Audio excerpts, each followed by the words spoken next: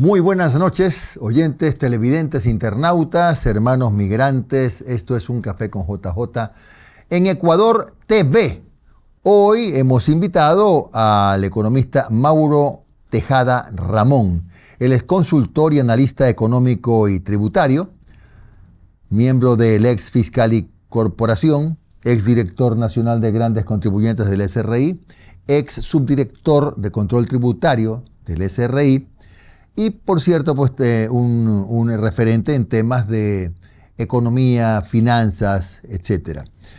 Muy buenas noches, Mauro, gracias por aceptar la invitación y comencemos con lo que fue noticia en los últimos días. Bueno, hay varias, pero comencemos por la que tiene que ver con los bonos. ¿Qué significa puntualmente que ya Ecuador haya regresado al mercado de los bonos? ¿En qué nos beneficia? ¿Cuánto ha servido para este nuevo manejo en la economía nacional de la deuda el hecho de que el riesgo país siga bajando? Muy buenas noches, Jimmy. Qué gusto estar acá. Muchísimas gracias por la invitación. Pues bueno, a ver, la pregunta, a pesar de que es muy sencilla, tiene complejidades porque implica algunos elementos importantes, ¿no es cierto?, de que Ecuador justamente haya regresado al mercado de capitales, sobre todo alentado a esa necesidad que tiene el gobierno, que tiene el Estado ecuatoriano de deuda, ¿no es cierto? En la práctica implica que hayamos podido colocar, ¿no es cierto?, a través de la emisión de bonos, en este caso, la posibilidad de tener recursos para el Ecuador. En la práctica, lo que sucedió es que el Ecuador, con una, digamos, de alrededor de 4.000 millones de dólares, haya regresado al mercado de capitales, lo que implicó, ¿no es cierto?, que podamos una parte destinarla justamente a la recompra de la emisión de deuda que tuvimos en el año 2020, que se reestructuró justamente en el gobierno del presidente Lenín Moreno, y 1.000 millones que se utilizarán justamente para la colocación de esta nueva deuda como tal. En la práctica, lo que ha sucedido, Jimmy, ¿no es cierto?, es que de estos 3.000 millones de dólares, el Ecuador haya recomprado a través de este procedimiento swap bonos que fueron o que tienen fecha de vencimiento en el 2030 y en el 2035, cuya tasa de interés más o menos fluctuaba en el 6.9% y que hoy por hoy, pues, la tasa, ¿no es cierto?, sea adherida a un 8.75 y 9.25, sin embargo con plazos más largos, vencimientos del 2034 y vencimientos en el 2039. Entonces, digamos, lo que ha sucedido es que, tal como sucede, ¿no es cierto?, en la familia, cuando tenemos una deuda con una institución financiera y producto de que no podemos tener los recursos suficientes para poder pagar esa deuda, pues efectivamente tengamos que ir a la institución financiera a replanificar, ¿no es cierto?, esa obligación con la finalidad de tener mayores plazos. Sin embargo, eso tiene un efecto que es básicamente tener una tasa de interés más alta, que es lo que ha sucedido en este momento con el Ecuador. Justo eso iba. Entonces no estamos hablando de ahorros, sino más bien de mover para un poco más adelante el momento en que llegue, pues, para honrar esas obligaciones. Efectivamente, lo que ha sucedido es que bajo este importante déficit presupuestario que tiene el Ecuador en este momento, al año 2026, de aproximadamente 5.500 millones de dólares, más alrededor de 11.000 millones de dólares que necesitábamos para justamente amortizar esas obligaciones o esa colocación de deuda que tuvimos en el año 2020, en la práctica, en el año 2026, el Ecuador debía, ¿no es cierto?, tener 16.000 millones de dólares. Lo que ha sucedido es que, como no tenemos ese flujo de recursos, ¿no es cierto?, renegociamos estas obligaciones adquiridas en el año 2020 justamente para poder pagarlas, liquidarlas y saldarlas después, en este caso en el año 2034 y 2039. Eso implica, pues, por supuesto, un costo financiero. La tasa de interés de 6.90 hoy más o menos se encuentra en un promedio del 9%. Así que es lo que normalmente ocurre en la práctica, mi querido Jimmy, ¿no es cierto? Pero, la institución financiera No, sí, evidencia que hay una necesidad y digamos que con Así una es. tasa de interés más alta. Agregar en todo caso, Mauro, que si es que el riesgo país no hubiese estado tan bajo, a lo mejor no podíamos hacer esa negociación. El riesgo país tiene justamente incidencia en la tasa de interés a la cual puede acceder el mercado o el Ecuador en el mercado de capitales, ¿no es cierto? Si el riesgo país se encuentra en números importantes, recordemos que en el último trimestre del año 2025 estaba en aproximadamente 1.200 puntos, implicaba que tengamos una tasa de interés, si se hubiese dado la posibilidad de acceder a este tipo de negociación, de aproximadamente el 18%. Al haber disminuido, de hecho, cuando se empezó con la negociación, el riesgo país se ubicó en 485 puntos, implicó que el Ecuador pueda acceder a este tipo de renegociación con una tasa menor al 10%. Siempre es importante en el tema de economía, ¿no es cierto?, generar estas comparaciones. ¿Qué pasa o qué pasó, por ejemplo, con Perú, que hace algunos años con un riesgo país de aproximadamente 113, 115 puntos, de hecho es de los países de la región que tiene menor riesgo país, pudo acceder, ¿no es cierto?, a la colocación de deuda en soles en ese momento de aproximadamente un 6% de tasa de interés. En la práctica, lo que sucede, y para que los televidentes y todos quienes nos ven en esta noche, Jimmy, mientras menor es el riesgo país, la tasa de interés a la cual puede endeudarse el Ecuador, pues justamente es menor, y eso implica que las cuotas de amortización o estos cupones de amortización que están adheridos a los bonos, pues sean menores. Claro. Ahora, es cierto que la demanda que hubo, el interés que hubo por los bonos, aunque ya me dices que la negociación ya fue cerrada, ¿no? Fue de más de 18.000 millones de dólares. Bueno, hace años que no oía yo esto. Esto no deja de ser una buena noticia de todas maneras, ¿no? Porque podría pasar que si la economía, la macro, sigue en orden, después de unos años, 2 años, qué sé yo, se podría volver a plantear pues la colocación de bonos en el mercado internacional. A ver, ¿qué es lo que sucedió, Jimmy? ¿No es cierto que el Ecuador salió con papeles, con deuda, justamente para que el mercado de capitales internacional pueda comprar esa obligación? Y esa demanda es justamente lo que tú mencionas, que llegó a aproximadamente a 18.000 millones de dólares. Sin embargo, en la práctica hay que hacer dos puntualizaciones ahí, ¿no? Que no necesariamente esos 18.000 millones de dólares que estuvieron como parte de la mesa de negociación implicaba tener tasas de interés que le fueran para el Ecuador, ¿no es cierto?, digamos, importantes, favorables. Entonces, hubo muchos inversionistas que se sentaron en la mesa y dijeron, bueno, queremos comprar esas obligaciones. Sin embargo, las tasas de interés que estaban poniendo sobre la mesa, pues efectivamente no eran favorables para el Ecuador.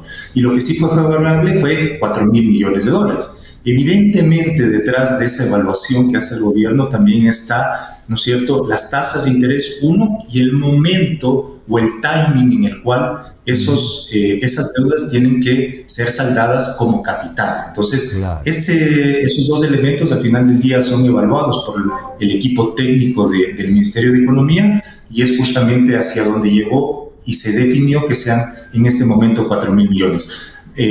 Digamos, si el riesgo país, si este indicador que de una u otra manera evidencia cómo es visto el Ecuador afuera en el mercado de capitales, sigue disminuyendo, pues obviamente el equipo de la ministra en su momento pues se sentará nuevamente, ¿no es cierto?, con los inversionistas con una posibilidad de nueva deuda, pero en condiciones mejores. Claro. Ahora, para el año 2026, de acuerdo a las cifras que se están manejando, ¿qué parte o qué proporción, si es que tienes ese dato, Mauro, del presupuesto del Estado se va a destinar al servicio de la deuda? Ahora un poco menos por lo de los bonos, ¿no?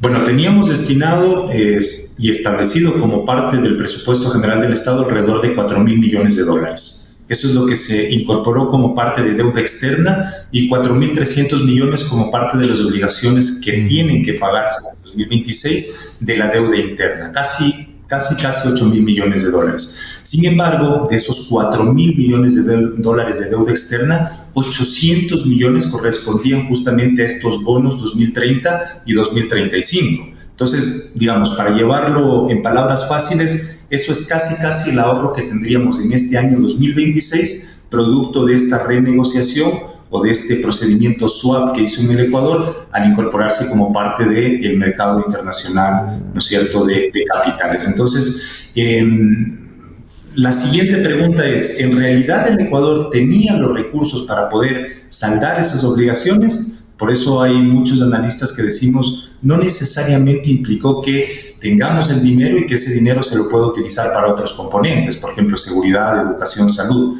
Lo que sucede es que en realidad no tiene el Ecuador esos recursos y lo que hemos hecho es, ¿no es cierto?, lanzar esas obligaciones hacia un futuro, pensando que en ese momento eventualmente el Ecuador tenga los recursos para poder saldar esas obligaciones y no entrar en un proceso de default como normalmente se denomina al impago de las obligaciones que tenemos con los acreedores internacionales. Entonces, para entenderlo bien, tampoco es que vamos a tener 800 millones de dólares para invertir en obra pública, pero sí constituye de todas maneras un respiro. Por supuesto, si bien es cierto, no tenemos el dinero, digamos, líquido ahí, sin embargo, en la práctica lo que sucede es que no vamos a tener al menos que desembolsar esos valores producto de esta renegociación que hemos tenido al adherirnos a los mercados internacionales. Ahora, en el último minuto que nos queda en este bloque, Mauro, ¿crees tú que la deuda externa del Ecuador hoy, con un comportamiento macroeconómico bueno, al menos de lo que se escucha de organismos internacionales de crédito, la deuda, digo, es manejable la deuda ecuatoriana? Tenemos en este momento alrededor de 90.000 millones de dólares de deuda, tanto externa como interna. Casi 50.000 millones equivalen a deuda externa que tenemos, ¿no es cierto?, con acreedores que son propietarios de los bonos que hablábamos hace un momento, de organismos multilaterales como el Fondo Monetario, como BID, como CAF, y 40.000 millones de esa deuda interna que tenemos, por ejemplo, con el IES, con el BIES, de colocación de deuda de estas entes gubernamentales y sobre los cuales, pues, el gobierno ha tenido la posibilidad de tener liquidez. Sin embargo, solamente estamos hablando de lo que corresponde a capital. Los intereses que tienen que pagarse hasta el año 2029, más o menos las cifras que tenemos es de aproximadamente 26.000 millones de dólares. Es decir, son cifras que realmente llaman muchísimo la atención. Sin embargo, como sucede en el hogar, y como yo siempre hago esta alusión, Jimmy, cuando no tenemos, ¿no es cierto?, la suficiente capacidad de ingresos, de recursos, y nuestros gastos que están adheridos a ese componente familiar exceden a lo que nos llega como recursos económicos, es cuando empezamos, ¿no es cierto?, a endeudarnos a través de la tarjeta de crédito, a obtener un crédito en una institución financiera, y es lo mismo que le ha pasado al Ecuador. Si no empezamos a establecer mecanismos estructurales, cambios realmente de fondo, por ejemplo, en el tema de seguridad social, en el tema laboral, en el tema tributario, lastimosamente de aquí en 5, 6, 7 años, la conversación que tengamos seguirá siendo la misma. Lo que hay que precautelar es justamente cómo esos recursos que necesita el Estado se vuelven permanentes, se vuelven recursos que los voy a mantener activos durante todo el tiempo. Mientras que por el otro lado, ¿no es cierto?, soy muy óptimo en el manejo de estos recursos, lo que implica unos gastos que sean manejados de manera eficiente. Y es hacia donde tiene que ir el Ecuador, justamente a revisar y a verificar en qué estamos gastando. Esa es la pregunta del millón. Bueno, Mauro, vamos a hacer la pausa breve y regresamos en el segundo bloque para hablar de los proyectos económicos urgentes que el presidente Noboa remitió a la Asamblea. Ya regresamos con el economista Mauro Tejada Ramón.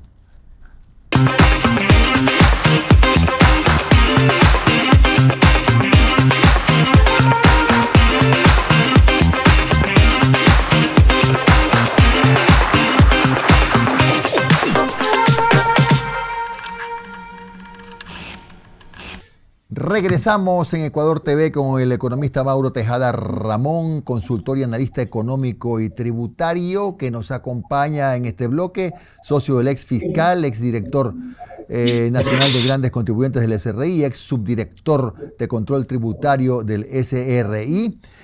Gracias por seguir con nosotros, Mauro. Y decíamos en el primer bloque, ¿no?, que una de las preocupaciones que hay en este país es que no hay plata o hay poca plata para pagar atrasos, para que la deuda no sea nuestra única fuente de financiamiento, pero tenemos minas, tenemos gas, tenemos petróleo, estamos, como digo yo, parados encima de un tesoro, ¿no? Abajo de la tierra, según los técnicos, Mauro, hay 300 mil millones de dólares, no en reservas petroleras, sino en riqueza. Y es insólito que esto no lo hayamos podido arreglar. Pero bueno, esto es un tema para otro programa. A lo que voy ahora es a los dos proyectos que ha presentado con carácter económico urgente el presidente, Mauro. Uno de ellos dice relación con que aunque el COTAD señala que el 70% de la inversión de los GATS debe ser en obra y el 30% en gasto corriente o permanente, esto en la práctica no siempre se da. Y a lo que apunta este proyecto, según entiendo, es a marcar bien la cancha. ¿Estás de acuerdo con este proyecto? ¿Cuáles son los pros y los contras? Si bien es cierto, Jimmy, el COTAD ya hace alusión justamente a estas proporciones del 30% para los gastos corrientes, sueldos, nómina y demás que tienen los gobiernos autónomos descentralizados y el 70% para el tema de inversión. En la práctica, este proyecto de ley lo que ha señalado básicamente es poner un candado, ¿no? Que si efectivamente no sucede eso, no se van a generar los recursos por parte del Estado a través de las asignaciones presupuestarias para que se pueda, por parte de los GAT municipales, tener acceso a ese recurso. Entonces, esa es la parte importantísima detrás de este proyecto de ley económico urgente, ¿no es cierto? Justamente establecer una suerte de candado o de condición que tiene que cumplir necesariamente el GAT municipal o provincial o parroquial con la finalidad de poder acceder de manera posterior a esa asignación presupuestaria. Me parece que la evaluación y el análisis que ha hecho la presidencia justamente está enfocado a ese mal manejo de los recursos, que no todos, ¿no? Por supuesto, pero sí muchos de los gobiernos autónomos descentralizados tienen respecto de estos recursos que son muy ingentes al momento de poder, por parte del gobierno, acceder a estos, ¿no? Recordemos, solamente para que quienes nos ven en esta noche lo conozcan y lo sepan, el presupuesto general del Estado, que es básicamente en donde se establece cuáles son los ingresos que tiene el Estado ecuatoriano, que tiene el gobierno y en qué gasta, están básicamente referenciados por tres tipos de ingresos, ¿no es cierto? El ingreso recaudatorio, que se convirtió en el componente número 1, con aproximadamente 21 mil millones de dólares en el año 2025. El tema de las divisas que están establecidas por las exportaciones, que en este año 2025 que cerró, las exportaciones no petroleras se convirtieron en el rubro más importante. El petróleo, lastimosamente, por efecto del mal manejo y la baja de la producción, ha retrocedido al lugar número 14 en la generación de ingresos para el presupuesto general del Estado. Y tercero, el endeudamiento, que hablábamos recientemente a través de la emisión de deuda por parte del gobierno nacional, en realidad no abastecen los gastos que tiene el gobierno, que tiene el Estado ecuatoriano, y lo que provoca estos 5.500 millones de déficit que tenemos para este año 2026. Cuando no tenemos, ¿no es cierto?, la suficiente cantidad de ingresos para poder, digamos, acceder o pagar o saldar esas obligaciones y gastos que tiene el Estado ecuatoriano, imagínense lo que implica, ¿no es cierto?, estructurar una entrega de recursos a los GATS y que no sepamos qué pasa con esos recursos, cómo son manejados. Me parece que, si bien es cierto, en su momento el COTAD establecía ya en algún elemento importante jurídicamente hablando esta condición del 70% en inversión, sin embargo, como tú lo referías, Jimmy, en la práctica no sucedía, no había un seguimiento. A eso iba. Ajá. Esto lo establece, ¿no? Claro, a eso iba justamente. Alguien no hizo las tareas, pues, Mauro. Si la ley lo decía, no hubo ustedes los economistas llaman la trazabilidad, no hubo el seguimiento. Alguien no hizo las tareas. Ahora hay que hacerle otra marcada de cancha para que sepan que tienen que cumplir con su obligación. ¿Eso pasó o no?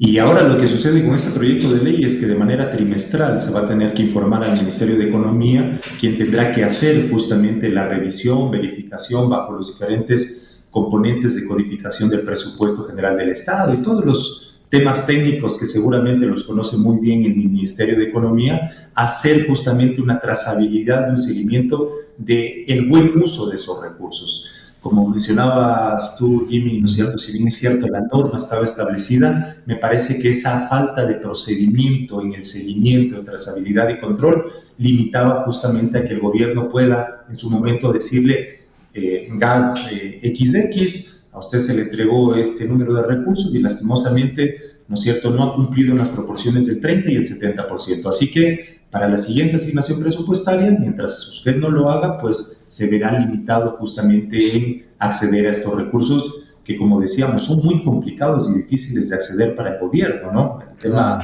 de endeudamiento pues nos hace pensar que no es tan fácil que el Estado pueda obtener recursos de manera permanente. Claro. Mauro, bueno, esto va por mi cuenta. Hay que ver si es que el proyecto se aprueba y si no lo bloquea la Corte Constitucional, alegando que puede decirlo, por supuesto, que como son autónomos, más o menos pueden hacer lo que les dé la gana, que no es tan así. El otro proyecto, en cambio, apunta a impulsar el desarrollo de la minería. A mí personalmente me parece muy interesante porque es parte del problema del país es que hay una suerte de ambientalismo, cierto sector, que se opone a todo, pero tanto bloqueo ha hecho pues que todavía tengamos que lamentar índices altos de desnutrición infantil, índices altos de niños que no pueden ir a la escuela, etcétera, porque la plata está debajo de la tierra. ¿Qué dice puntualmente y cuáles son las bondades y por supuesto que hay que corregir del segundo proyecto? En el segundo proyecto, si bien es cierto, se habla justamente en esta posibilidad de que en estos sectores estratégicos, electricidad, mina, petróleo, se pueda de alguna manera, ¿no es cierto?, mejorar los procedimientos para que las inversiones vengan. Sin embargo, recordemos que hace no muy poco tiempo hubo un pronunciamiento por parte de la Corte en la cual establecía que el sector privado, bajo este candado que tiene la Constitución, ¿no es cierto?, no puede generar digamos, inversión en estos recursos o en estos sectores estratégicos, no porque no lo necesiten y no lo quiera el Ecuador, sino porque la norma constitucional así lo ampara. Entonces, básicamente lo que ha hecho la Corte es decirle, mientras la norma esté escrita de esta manera, lastimosamente, por más necesidades que pueda tener el Ecuador, no lo podemos hacer. Sin embargo, este proyecto de ley lo que genera más bien es un tema de mejora en el procedimiento, digamos, en esa trazabilidad y en ese cumplimiento de elementos, componentes, justamente para poder tener mejores resultados en estos sectores. Y pensando lo que decíamos hace un momento, ¿no es cierto?, la importancia que tienen estos sectores dentro de la economía ecuatoriana. Las dos principales empresas y contribuyentes, porque digamos yo un poco lo refiero justamente al tema de ventas y el tema recaudatorio, de la principal empresa que exporta cobre y de la principal empresa que exporta oro, implica que en el Ecuador tengamos aproximadamente 2.000 millones de dólares en exportaciones de únicamente de estas dos empresas. ¿Qué implica en la parte recaudatoria? Que se conviertan en la primera, la de cobre, en el segundo contribuyente que genera más recaudación para el Ecuador. Y la empresa que se dedica a la exportación de oro me parece que está en el lugar número 15. ¿Hacia dónde quiero ir, Jimmy? ¿No es cierto? Que darle justamente esta posibilidad en la mejora de procedimientos para que más empresas vengan y se adhieran a estos sectores es totalmente viable, es totalmente valedero. Obviamente hay que precautelar, ¿no es cierto?, el tema ambiental, el tema de la seguridad jurídica, el tema del cumplimiento de la norma legal, por supuesto que sí. Sin embargo, bajo las necesidades que tiene el Ecuador, pensar o darse el lujo, ¿no es cierto?, de cerrar la iniciativa de inversión privada en estos sectores importantes, pues me parece que en realidad nos va a hacer pensar 2 o 3 veces cuando tengamos esos efectos tan nocivos como sucedió recientemente después de la consulta, ¿no es cierto?, de este cierre, ¿no es cierto?, del pozo petrolero en la Amazonía ecuatoriana, que básicamente ha indicado que tengamos que dejar de tener ingresos por aproximadamente 1.300 millones de dólares. Claro, te refieres a ITT, ¿verdad?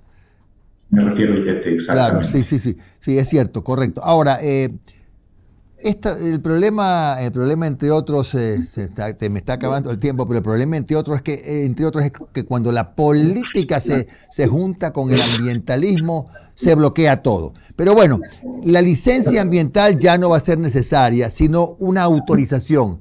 ¿Crees que eso es positivo en la medida en que sea controlado y que se defienda o se cuide el entorno, no? Bueno, o licencia o autorización, indistintamente del nombre que le demos, si el procedimiento se vuelve burocrático, lastimosamente vamos a llegar a lo mismo. Más bien lo que debemos evidenciar y verificar como parte del seguimiento que hace el Ministerio o digamos la autoridad de control pertinente es que efectivamente, ¿no es cierto?, ese procedimiento sea rápido. Obviamente pensando todos estos efectos ambientales que deban ser cumplidos por parte de las empresas, obvio que sí. Sin embargo, no quisiera pensar que es únicamente un cambio de nombre, ¿no? Licencia ambiental a una autorización cuando los procedimientos siguen siendo los mismos. Hay que precautelar, por supuesto, el cumplimiento digamos, que no se dañe la fauna, que no se dañe la flora, que no se dañe todo el tema ambiental, los expertos lo sabrán. Sin embargo, yo me quedo en la parte económica y esa necesidad que tiene el Ecuador de recursos y que, pensando justamente en que son alrededor de 300.000 millones de dólares en riqueza que tiene el Ecuador en el tema de explotación minero, petrolero y todo, gas, pues darnos el lujo de no traer esa inversión para que puedan acceder a estos sectores, yo creo que el Ecuador no puede estar en esa posición. Estamos de acuerdo, se nos acabó el tiempo, qué pena. Y coincido, no podemos morir de sed junto a la fuente. Gracias al economista Mauro Tejada por habernos acompañado esta noche aquí en Un Café con JJ por Ecuador TV. Un abrazo, Mauro, y a ustedes, amigos televidentes, que tengan un magnífico fin de semana y nos volvemos a ver el día lunes a las 10 de la noche.